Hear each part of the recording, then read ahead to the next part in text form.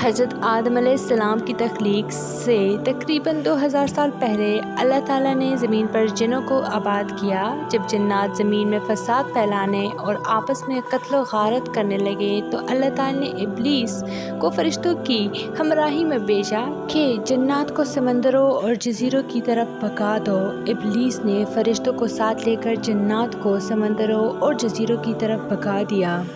इब्लीस ख़ुद भी जन्नात की नस्ल में से था, लेकिन कसरत इबादत की वजह से अल्लाह ने उसे फ़रिश्तों का सरदार बना दिया।